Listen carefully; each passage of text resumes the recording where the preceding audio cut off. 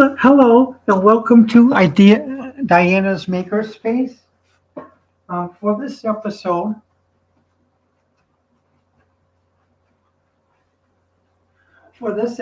I'm going to show a little bit of my makerspace and also just explain some things about it. First thing, this is part of my makerspace. You can see this is my toolbox. Some of my parts that I bought from with the store case tools from Harbor Freight with different parts in their inventory. Three of them below a banker's box that has test equipment, tools, fabrication, um, engineering lure for sketches, portable drafting kit, another inventory box, and below here, this is basically one box contains the parts that I've made since 2020 when I decided to restart a small business, and also test equipment as EPOM programmers and others. On the other side, what I'm pointing to, as you can see, let me grab that.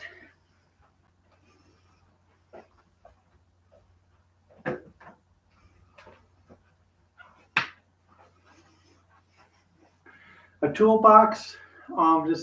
Has some of my important electronics tools and other things with a portable thing for keeping multiple parts.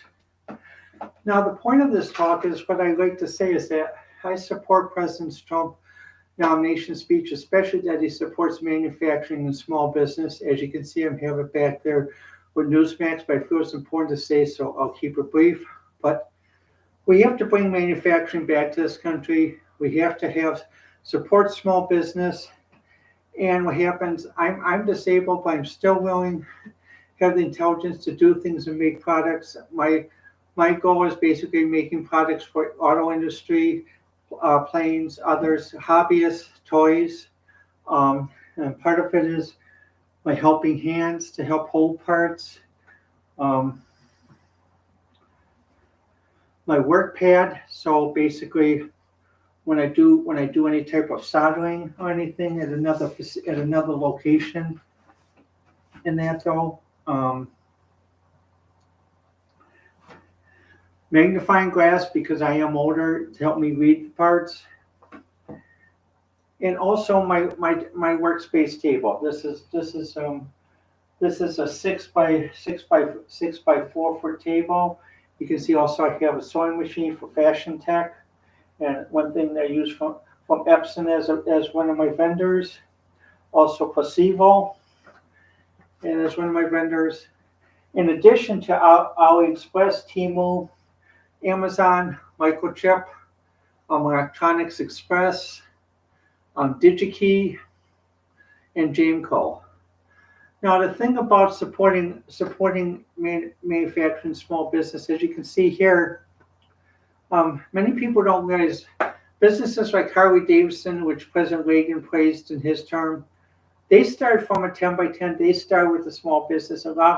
They started with two guys, and probably the same way with some tools, some parts, and an idea. And eventually, they were able to make a product, sell it, and basically have people support them. And also, they grew bigger.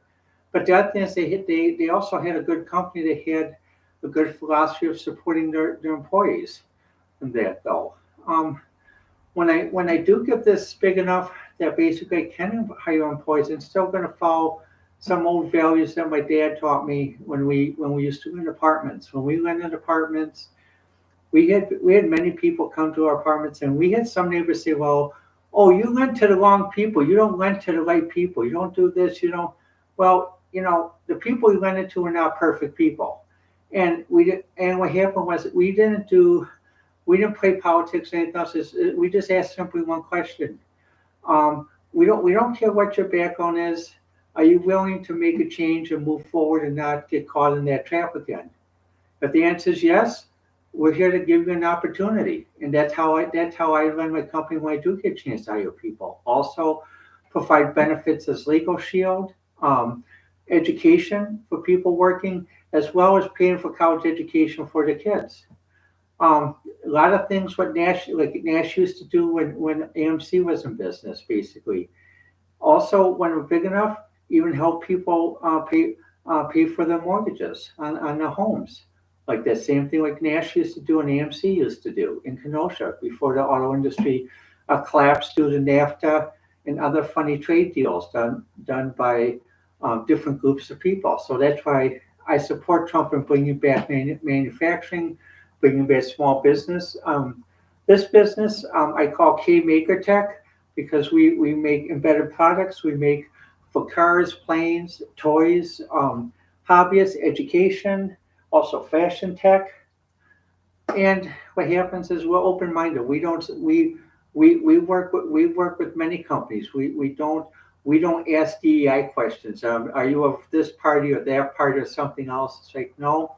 When we order stuff, we look at the parts, we look at the quality, we look at the price because right now, I'm doing this on a shoestring, and I can't afford to pay $26 a chip.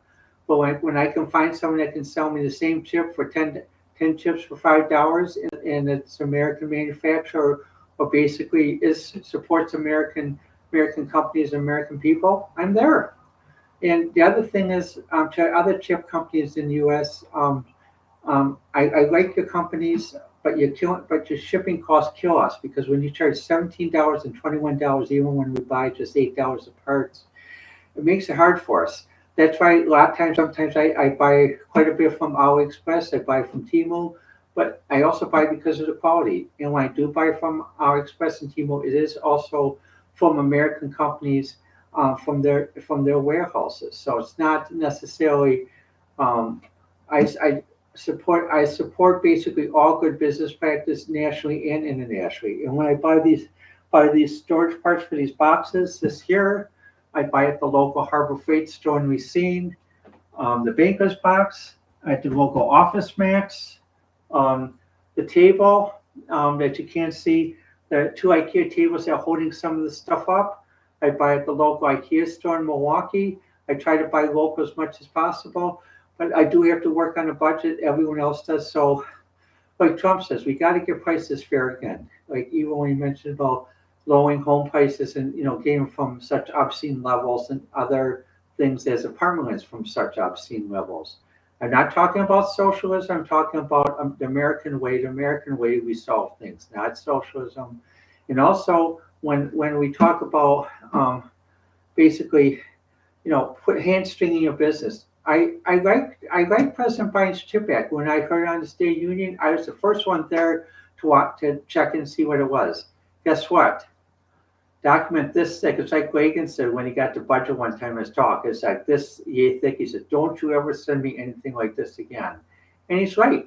And Trump said, "How can anyone read this all the way through?" Really? And when I read this CHIP Act thing, tried to look at the executive summary, a 45-page executive summary. When I went to University of Phoenix and received my MBA in 2005 and studied for my doctoral degree, one thing in our thesis is we're told to write an executive summary, but executive summary is supposed to be 1 or 2 pages, not 35 pages. And then I looked at the DEI thing. Even before I could start, I have to this DEI contract. I have to check this, check that. It's like, oh my gosh, it reminded me back when I was in a homeless shelter where they had a funny contract that was discovered to be invalid because it was a predatory contract. They had check this, sign this, check this, sign this. Oh God, that's why this thing is being done on a shoestring on the money that I have. And what happens is the thing is, some people say, well, why do you do this? Some people say, well, they want their beer and cigarettes. I don't drink, I don't smoke. So what happens while they spend money on beer and cigarettes, I'd rather spend my money trying to make a better future for my community and for myself. And when I do, I like to be able to keep it in a local community, and also without any type of special government handout. I'm not going to try to play which politicians is going to offer the best grease for the squeaky wheel. No, I don't work that way. No, I look for good communities, look for places, and when someone comes to work and they have issues, as long as they're willing to leave those issues behind, I'll give them opportunity. They've been through a poor school system. When we can hire again, we'll hire them and offer training, just like Motorola did and many early tech companies in Chicago area did. You're willing to knock on the door, we're willing to give you an opportunity. But right now it's just myself. I'm hoping to expand this Kingmaker Tech soon. And basically, but when we do get a chance, just remember, you knock on the door, you automatically we'll give you opportunity, even if it's just a tryout. Don't worry. That's because we realize people have lived in perfect situations, and like Trump says, we're going to do a helping hand. We're going to help everybody, and we're not going to ask you to vote for a certain party or something else to keep your job. We respect you like to be an individual and as an American to make a free choice. So I'm going to get back to listening to Trump's acceptance speech. And I like to say basically, thank God for President Trump and the support of manufacturing and small business. And remember, when we do get a chance to hire people, we will. But right now, it's just myself and what you see in the maker table. So let me know what you think. The best way to reach me is on Twitter at Diana18. Well, thank you again, and let's bring manufacturing back. This has been Diana's Makerspace and Ideas with Diana.